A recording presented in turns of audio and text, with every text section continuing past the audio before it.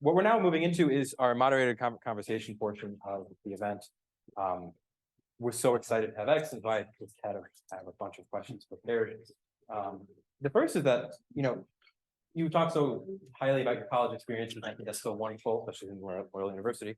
I'm curious, so how have your college experiences and your education prepared you to become the activist that you are today? Yeah. Well, when I was in college, I honestly thought that I was going to graduate in activism, because at New College, you could make your own major. And the paperwork fell through. So I graduated in liberal arts, but I took all the classes that I wanted to, because New College was very flexible. If you were interested in making your own, instead of major, they don't want to limit you, so they call it area of concentration. You can take whatever courses you're interested in, and then you can talk to your advisor. Hello. You can talk to your advisor, and then your advisor will say, okay, so now in order to graduate in this, you have to take this class, all the ones that you've already taken. So it's very, very formulaic. Not formula, it's non-formulaic. It's very structured to the individual student, which I found incredibly helpful, because I was not going to take a math class and pass it. The last math class I took was in junior year of high school, and I did so bad. I just barely passed. So I was very appreciative of a flexible education, one that encouraged me to go where I wanted to. And oh my God, the things I learned. What's one thing that stands out? Oh boy. Well, I took a lot of interesting classes that I honestly probably didn't thrive in as a student, but what I learned really stuck with me. And I was apologetic to the professors for the essays that I wrote, because I know they could have been better. But the things that I learned and the books that I read in their courses have stuck with me forever. One of them is Alternatives to Capitalism and Socialism, which is just a course on labor rights, like what is a union, what is the importance of a union, as well as how does, gender play into labor? How does race play into gender? How does geography play into labor?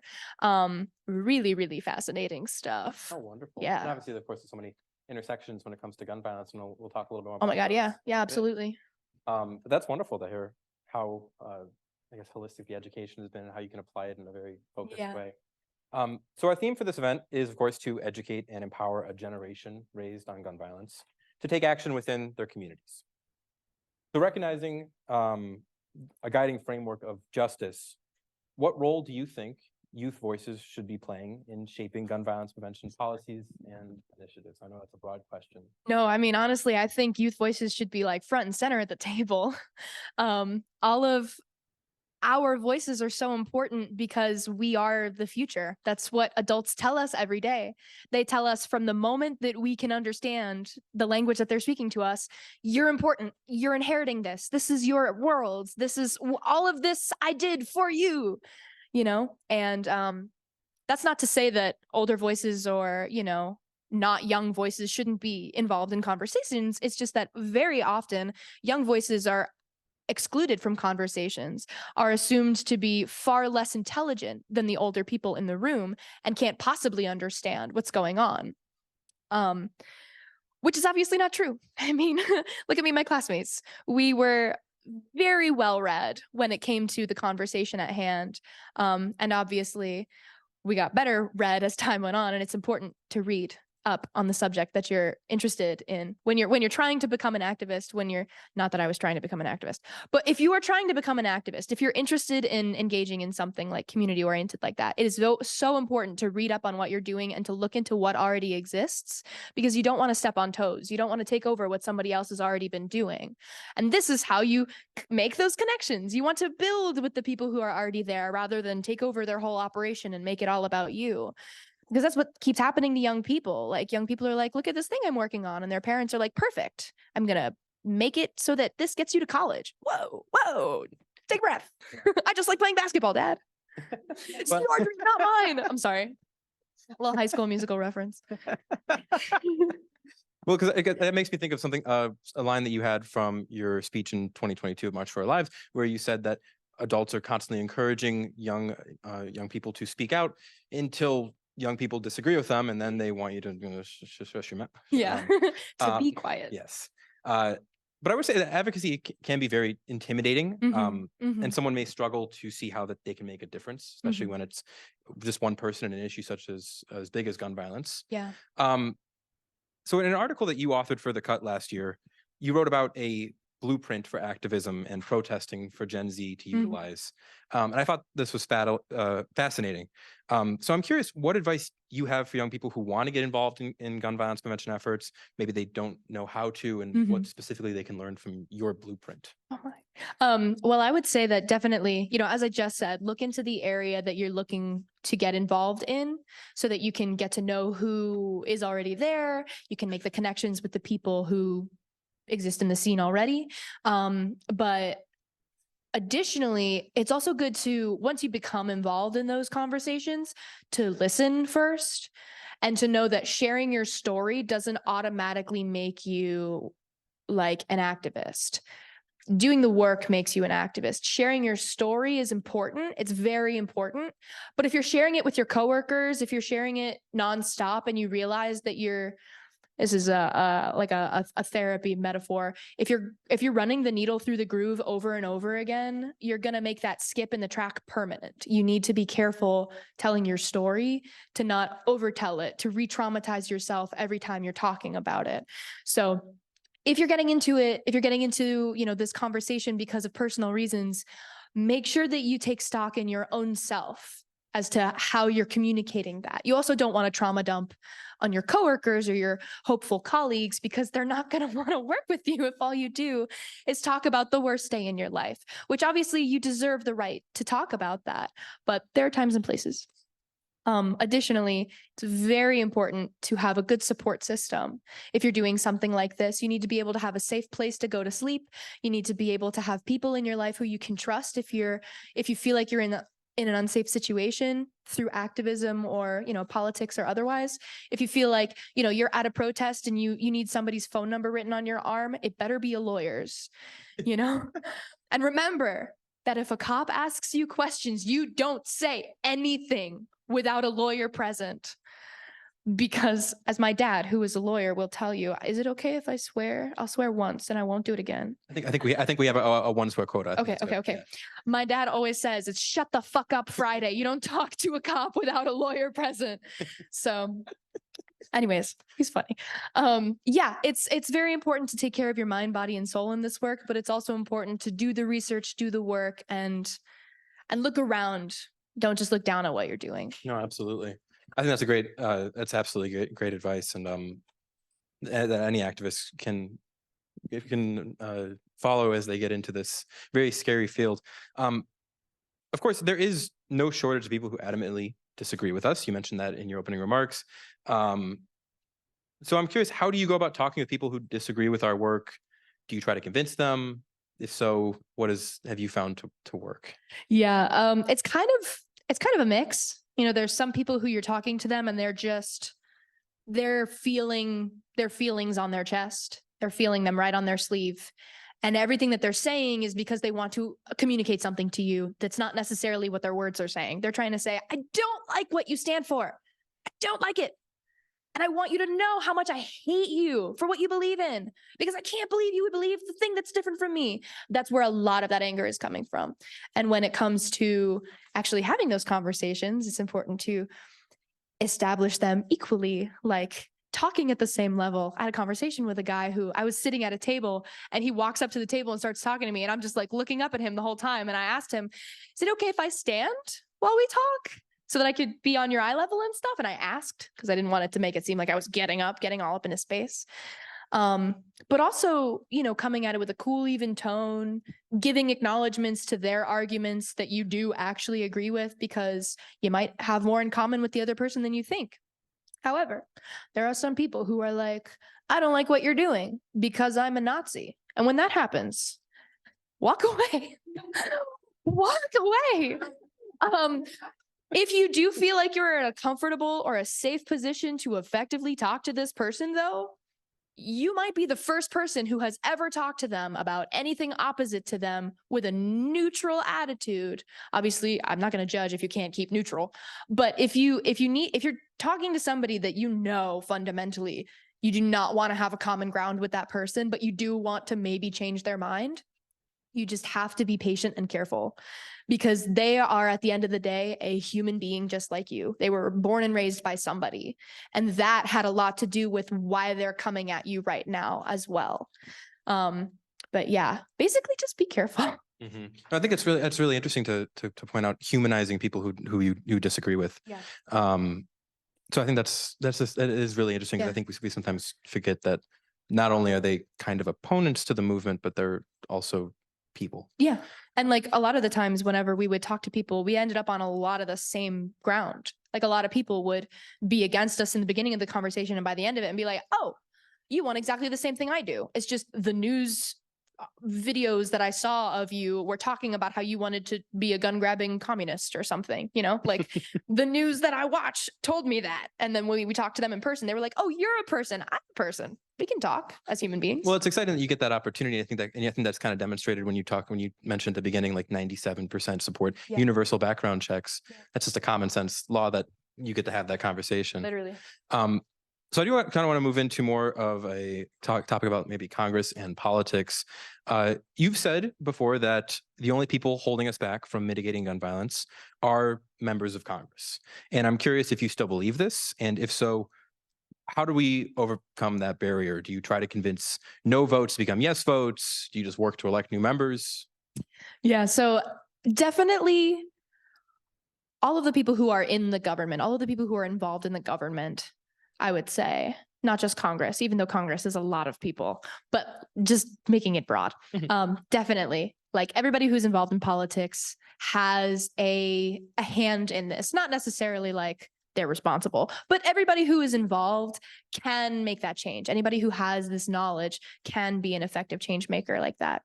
I think that it's important to know that there are many ways to make change with politics and with like representatives and senators and governors and mayors. There's tons of different ways. You can run for local office if you're interested, and you can try to affect change personally with your local area, because who knows the local area that you're from better than you do? Who knows what it needs better than the people whose needs are not being met?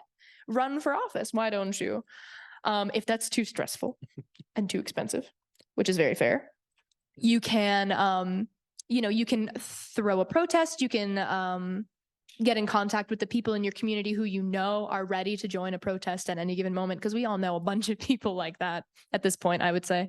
And there's also, if you're interested in becoming like a lobbyist, like formally a lobbyist, well, of course, go for it. There's so much to be done. There's so much to learn about that type of, way of making change.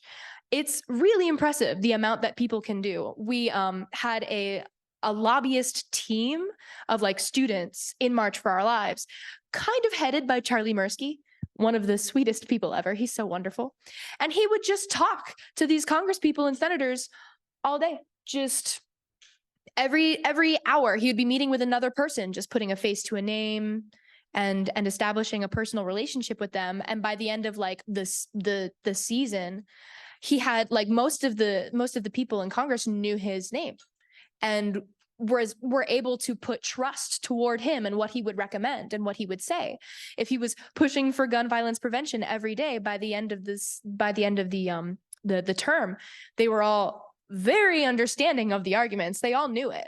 You can make slow and progressive change if you are directly there, and you can make slow and progressive change if you're not directly there. There's so many different angles. I think that is really interesting, because I think sometimes you think of elected officials as kind of distant, especially those in like the federal government and Congress, as so detached. You mentioned lobbyists, and I think we should also probably talk about lobbyists for the NRA. For the NRA, exactly. Now it's likely, and it's an understatement to say that you've been critical of the National Rifle Association. I hate the NRA. I think they suck.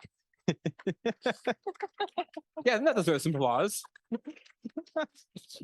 But the NRA, I mean, they've lost a lot of political power in recent years. I mean, 1 million members gone, 40% of its revenue lost since 2016, and I think you take a lot of pride in that. I would say probably I take a lot of pride in that, but I think Wayne LaPierre should take credit for losing all the money and all the support. Mr. Man stole all the money from all the dues payers and bought himself Italian suits and another house. Yeah.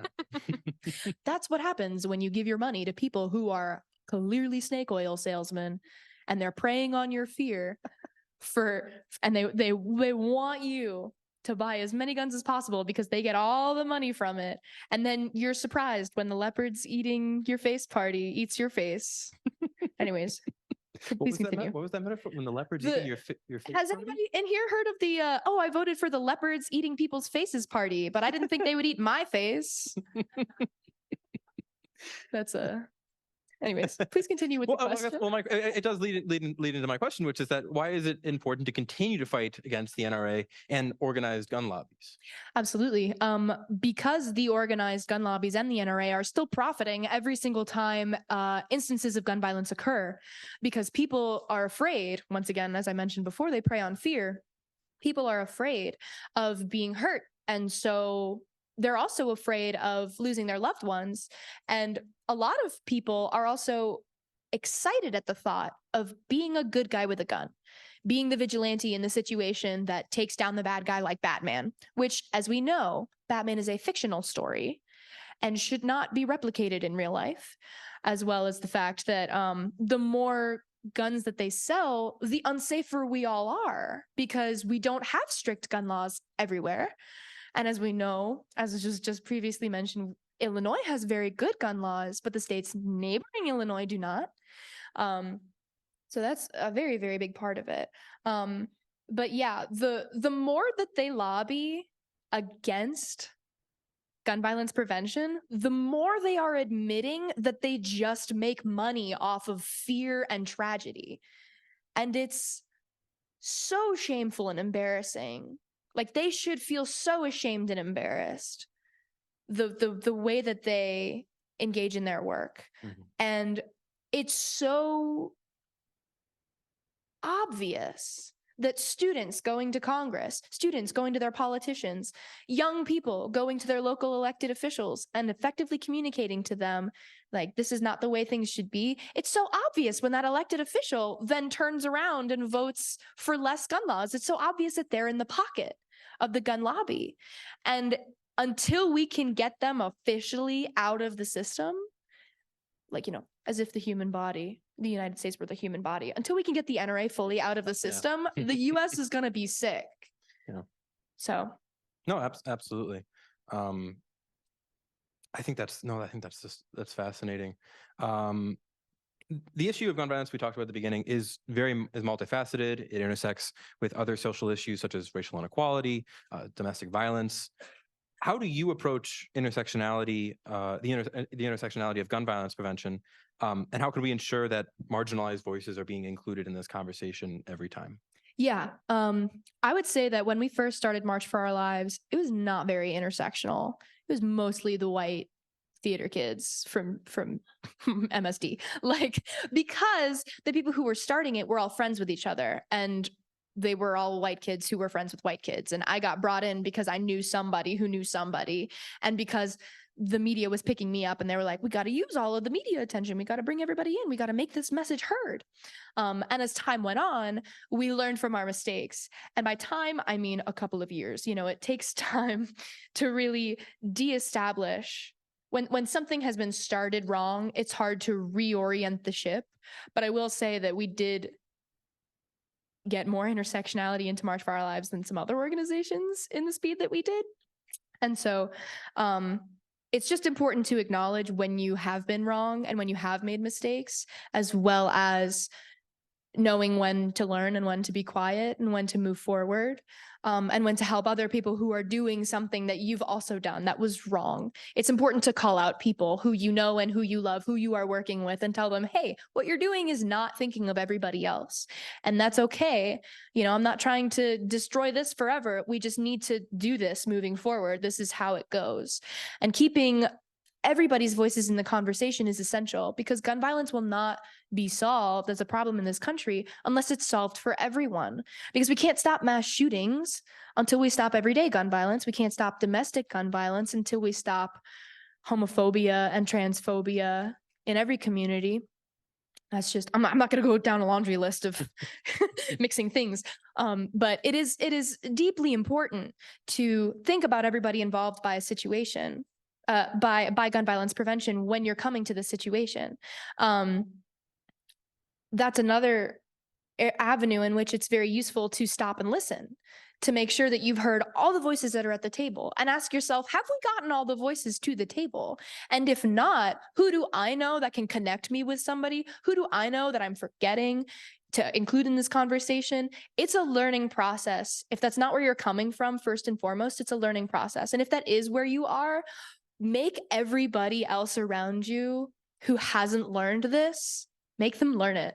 And if you're tired of teaching people, you don't have to. You really don't. If all you do all day, day in and day out, is teach people to think of other people, it gets exhausting trying to tell people you need to be empathetic. You need to think about everybody who's involved in this conversation. If you're going to just blast in, into the door being like, hey, I know what to do. You need to be a part of the community. And it's important for all of us to make those connections as well, telling people you need to take a step back, and telling other people you need to take a step forward, and acknowledging when people do not want to take a step forward. Absolutely. I think it's obviously the organization has shown a lot of growth. I think it's very admirable to admit that maybe the way it started is not the way it should have been. But the efforts that March for Our Lives has made since have been absolutely, like I said, very admirable. I'm going to ask one more question before we open it up to some questions from the audience. This one's also very broad, but I'm very curious to hear what you say. In your view, what do you believe is the single greatest challenge that we face in successfully addressing gun violence today? And how do you envision overcoming this obstacle to achieve meaningful progress in promoting safety and prevention? I actually like how general and broad this question is, because I think the answer is very general and broad. The root of gun violence is America was built by rich white boys who wanted to do what they wanted to do. And then we're like, we're going to have slaves build the country for us, and we're going to destroy the people who actually live here because it's our land, not theirs. And gun violence is rooted in that. Gun violence is rooted in the beginning of America. And I don't even like saying the beginning of America, because the concept, just until we can dismantle, deestablish, and reestablish those systems that have founded this country, we won't be able to make that change. That's what I believe. I believe that we can make changes. I believe that we can stop gun violence. But I do believe that either more protests are going to happen, more dramatic things are going to happen in order to make this change, or nothing else will. Yeah. No, absolutely. And it speaks to, again, that intersectionality that you've absolutely prioritized. And I think you've worded that very well. Now, I think we're actually going to open it up to some questions from the audience. I know we have some facilitators who are going to be moving up and down the aisle. At this time, you can just raise your hand if you have any questions for X. Are you going to take my mic? Okay. Just speak more directly into here. We can share if you need.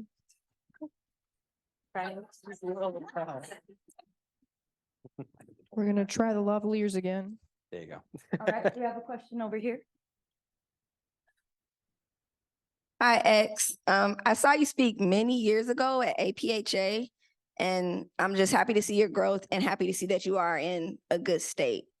I have a question in relation to how the media plays into the conversation around gun violence. I recently read an article a few months ago, I think it was by the Washington Post, and they provided some really graphic images and some information to emphasize the harm that AR-15s have done to human bodies through the different mass shooting incidents. Do you feel that this is something that can be beneficial for the conversation, or any idea how the media can be more positive in helping the evolution of gun violence prevention? That is an amazing question, first of all. Thank you so much. And your outfit is so yeah, I fully 100% couldn't agree more. Like the way that media sensationalizes and often relies on trauma porn to get views on the articles, clicks on the videos and stuff is in some cases I feel beneficial, but in such a case as you've described, I feel like that's not helpful at all. I feel like the average person does agree that AR-15s, assault rifles, any of the quote unquote weapons of war that are involved in most mass shootings should not be available on the street for the average person to buy. I think the average person, like as I mentioned before, as 97% of people in this country are in favor of background checks, I think the average person does not need to know more about these tragedies that anybody can have. Like, I've already lived through a school shooting. I could easily live through another mass shooting. There's no roll of the dice with me that exempts me from that now that I've gotten it once, you know? And I think the people that do need to hear that information, though, are definitely like members of Congress and senators and local elected officials who vote against laws that maintain having these weapons in the streets. I think that that information is absolutely vital for the people who have control over these laws. And as we, the people, do have control over these laws in the ways that we do, we're not necessarily writing the laws the way that Congress people are. And when it comes down to, like, you know, everybody has a voice that matters, everybody needs to vote, all of these things are true. But at the end of the day, if the roadblock is happening in Congress, that's where the roadblock's happening. And the average person does not need to be convinced that this is a heinous situation any more than we already know. I feel like often the media takes gets a little too graphic, a little too excited, a little too into all of the details because they know that the average person reading the story wants all the details, but we don't. We really don't. We don't want that much information. We don't want to know the address of the person who was involved. We don't want to know their real name. Don't dox people like that. But yes, thank you so much for asking that. We have one question back here. Thank you. My name is Deshaun Pope, and I'm from Community Changers. I'm kind of late, but I have a personal question for you. As a Black man and as a younger Black person, gun violence is pretty much normal to me. But I had a question, a personal for you. What inside of you got you passionate about a cause as such? Well, I think I've always been very passionate about many causes. I feel like I have to keep holding this, otherwise nobody will hear me. I feel like I've always been very passionate about many causes. I was the president of my high school's Gay Straight Alliance in my senior year because I've always been a huge proponent of queer rights and trans rights. And then I found out I was queer and trans and I was like, yeah, that makes a ton of sense. It's personal for me. But I also feel like when you see something that's wrong and when you see something that hurts you, when something happens that hurts you, there's a part of you that wants to say, like naturally, as a self-preservation part of you, wants to say, that shouldn't happen again. That shouldn't have happened in the first place.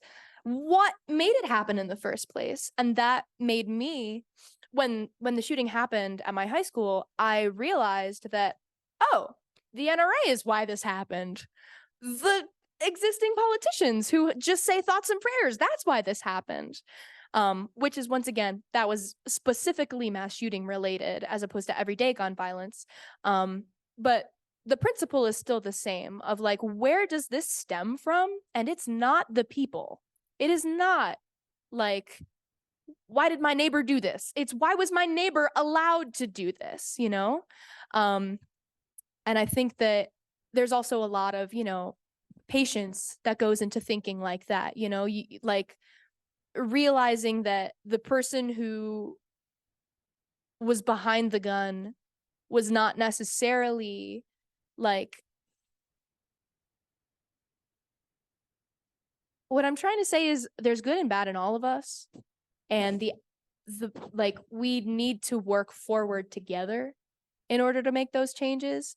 And it's important to call out the wrong things in us while also supporting the good things in us and helping everybody get to better places together. And I feel like activism really, like, speaking out about things felt so like it relieved all that tension in me that I had experienced after the shooting of like, what the fuck? Like, what is going on? Why is this happening? What is happening? I feel like speaking out really relieved a lot of tension in that in me for that. But yeah, thank you so much for asking that question. Thank you for being here. All right, I think we have another one here. So thank you, X, for coming. I really appreciate it. My name is Mary. I'm a clinical assistant professor for the College of Nursing here. I really appreciate the work that you've done. I've been a city Chicago resident for my whole life, and I've experienced 2 shootings. One when I was 17 years old, someone was shot right in front of me. Another time at the Rosemont Mall, I had a run from an active shooter. So I really appreciate what you're doing. I also was in very much fear, and I didn't have any way to defend myself. And that came in my head, truly, to be honest with you, that I had no way to be able to defend myself, and I had run. So I was thinking about that too. So is there any work that's being done to mitigate risk? So when an event occurs, besides trying to control the, obviously the guns and things like that, we have one of the strongest laws here in Chicago, and I've witnessed it twice. Yeah. Right. But what else are we doing? Is there any safeguards that, I went through the class Run, Hide, Fight prior, like 5 years prior, and that helped me during that incident. But is there any other other things that they're working on besides, what we were discussing in terms of mitigating risk and that type of thing? Yeah. Honestly, I haven't been in the nitty-gritty of all of the that which is happening for the past couple years since I have been trying to take a step back. And I wish I could answer your question better than I know that I can right now. But I do know that, there are definitely other people who have experienced exactly what you've gone through who are also feeling the same way. And there's probably, I hate to say it like this, there's probably something being done out there. I know that there are therapists who are probably working on this. I'm so sorry. I really wish I could answer this question better. Safe areas are, Mhm. that's what I'm talking about, is like, Mhm. for you to be able to get a safe area if that ever occurs again, unfortunately. And it's, Mhm. we have to live with this, unfortunately, and it's something that's occurred twice. So if it's occurred twice to me, like what you talked Yeah, about, it's, yeah. we really got to get a handle on this to Yeah. really secure our safety. I think most of, what I've seen when it comes to setting up safe spaces like that, it's mostly like parents are terrified that their children are going to get hurt in school, so they like support the schools like locking down metal detectors, increased resource offices, gates outside the school, pat downs, clear backpacks and stuff. And all I know is that stuff doesn't work. All it does is increase the school to prison pipeline and make it worse. Which is deeply unfortunate because there are measures put in place to make children feel safer, and all it does is actually make them feel more unsafe. And it's unfortunate that we can't actually set up a safe space like in a Walmart where if, a shooting happens, where we could go in order to be protected from something like that. We don't have anything like that. Thank you for your question, though. It is obviously a very important thing we should think about and talk about. Hi, X. We have a question from the Zoom. So the first question would be, how can we prevent violence while also being consistent with the Constitution? Or do we have to reassess the Constitution for this to work? I honestly think we should reassess the Constitution for a lot of things to work. That's a good point. I think that Also, I think that just like the Second Amendment as it is very vague, and it was intended originally as like, we don't want the government to take over, so we want the individual people to be able to rise against an oppressive government like we just had, you know, with King George and the monarchy and stuff. So it was a very different time period. And many other countries in the world that have constitutions and stuff like rewrite them all the time because they acknowledge that times change and things need to be rewritten. So I think personally, I don't understand why we haven't taken a look at the Constitution to rewrite it. Not in a like, oh, I don't believe in the old America type of a way. I think we need a new America. I don't think America should exist. I don't think that a country that was built the way that it was, I don't think that this country built the way that it was should be allowed to continue like that. And so if we are going to have a future system of government, there should be a better constitution written. Absolutely.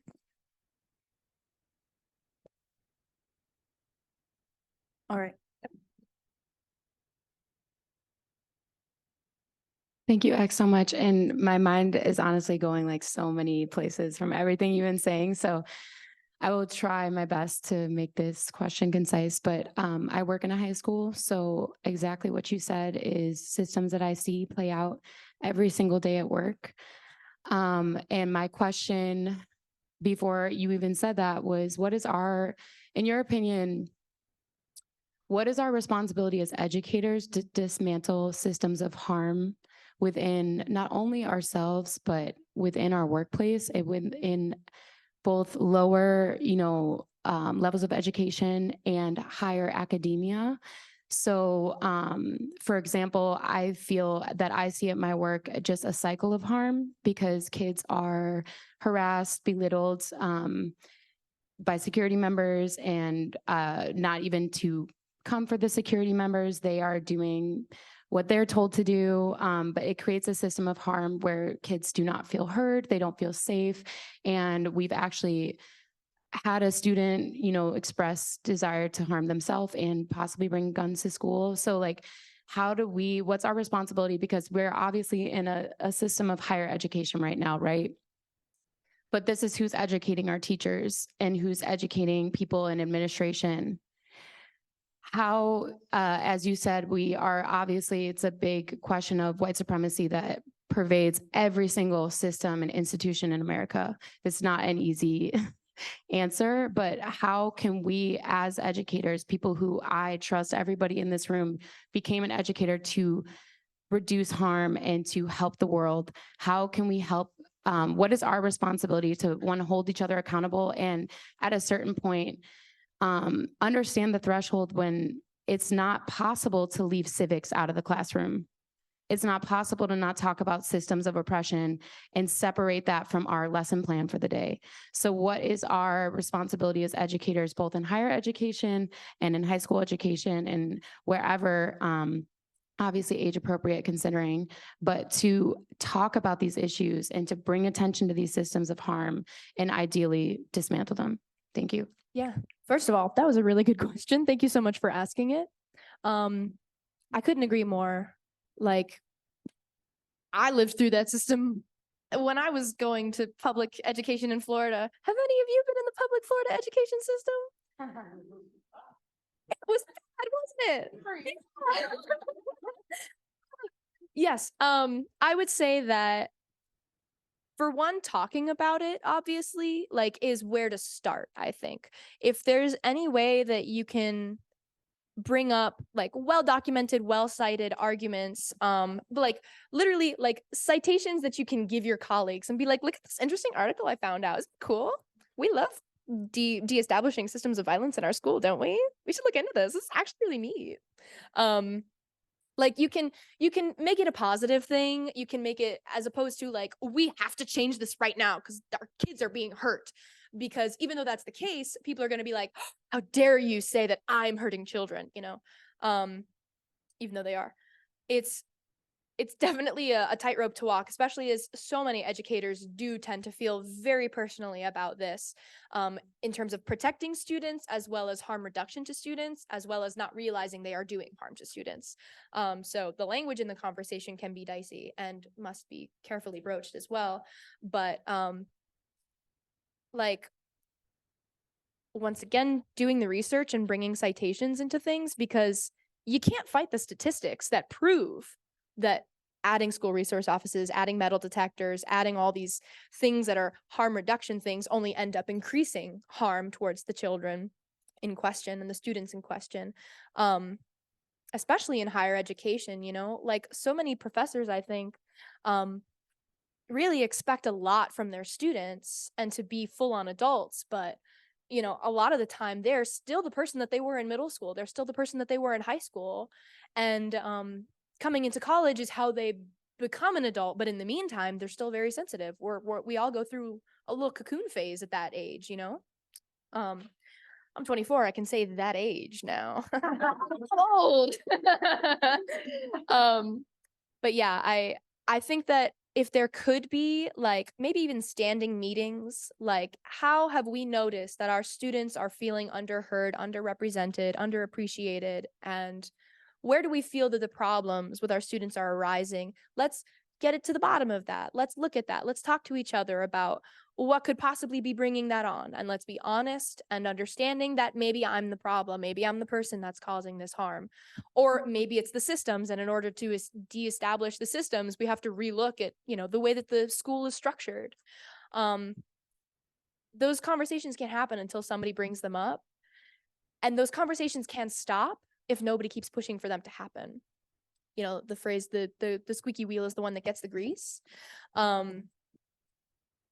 That, but also, you know, I think also impressing upon other fellow educators the importance of trusting and understanding students and giving them the benefit of the doubt, just for being people, just for talking, just for, you know, so many educators when I was growing up would like slam me and my coworkers, my classmates down, just for having the wiggles. You know what I mean? Like, we don't get enough recess, so we act out in class because we need more attention.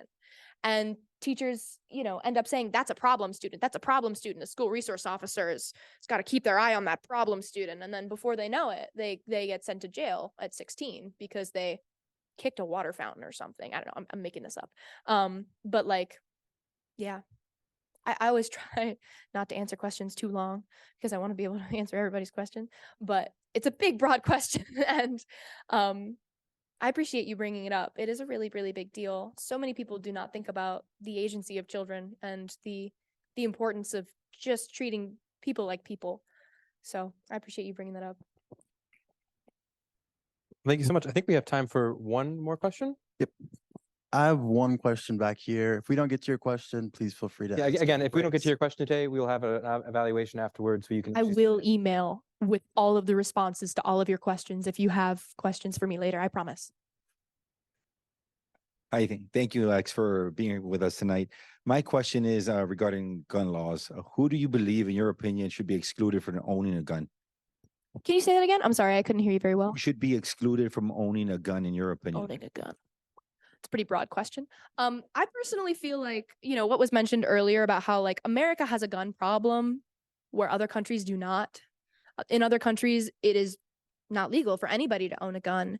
And because of that, I think, you know, a lot of other countries avoid all of the gun violence that we experience. Like, I mean, do we all remember when New Zealand banned all guns and then all gun violence stopped? Crazy, right? Crazy. That's insane. I personally believe that, and this is me personally, and once again, it's not like me saying I wish there were no guns in the country is going to make them magically disappear. If that were the case, I'd have done that long ago. But I personally feel like nobody should own a gun. Because if nobody owns a gun, then nobody needs to own a gun, because nobody needs to have one in order to prevent somebody else from hurting them with a gun. So if we don't have the gun in the first place, we don't need to worry about it at all. But when it comes down to the logistics of like, what makes somebody not allowed to have a gun, there should be laws put in place to say that. I'm not necessarily the best person to put that wording together, but there have been like laws put forward, the wording has been written out by people, and those laws have been just pushed aside, have been swatted no. And they're perfectly qualifying reasons, like, oh, this person has a history of domestic abuse, they shouldn't own a gun. In many states, that's not the case. This person has a history of saying online that they very, very, very anti-Semitic things. I don't think they should have a gun, personally. And many more, you know, like, it's not just like when we get into the conversation of who should and who shouldn't have a gun, we get into the weeds in a way that hurts the conversation and does not move the conversation forward. Because at the end of the day, if you're looking at everybody on a case-by-case basis, that's like how you know, people around the country have been fighting for book bannings and stuff, and they want to take books off the shelves because they have a problem with one word or one phrase. All of these books are coming off the shelf, and all of these librarians cannot keep up with the amount of books that they have to read to screen, because all these parents just want all these books off the shelves so that their kids can only read that which they have deemed appropriate for them, even though they are public libraries. Like, as a totally different topic here, but I feel like, you know, that the principle is the same. We can get tied up and bogged down in the weeds for years talking about what makes somebody qualified to own a gun. But at the end of the day, if none of us have a gun, if nobody has guns, then we don't need to have guns at all. And then we're getting back into the conversation about how, oh, well, if nobody has a gun, then the NRA can't make money. Oh no, like nothing bad happens if all guns in the US disappeared tonight. Only the NRA and those politicians backed by the NRA would be deeply affected by it. And I'd be happy about that. I think many people here probably would be as well. Make our job a lot easier. All right, so with just, I know we're about to head into a break now. My last question is just looking ahead, what gives you hope for the future of the gun reform movement? Honestly, I mean, everybody in this room gives me hope. The fact that people keep showing up and coming out for stuff like this makes me really grateful, you know? Like, a lot of us are personally affected by this, and we all care. We all want to make the change. We all want to see the change happen. And it's very easy to be like, I'm going to stay home today. I don't have the time to deal with this. I've got to do laundry. I feel that so much, you know, as a person who deals with a lot, like every day, I'm like, what 3 chores am I going to do today? Because it's so much energy doing all of them. I appreciate the fact that you guys are here today, and that, you know, you're going to probably go forward and take this conversation somewhere else. That's deeply, deeply important. X, thank you so much.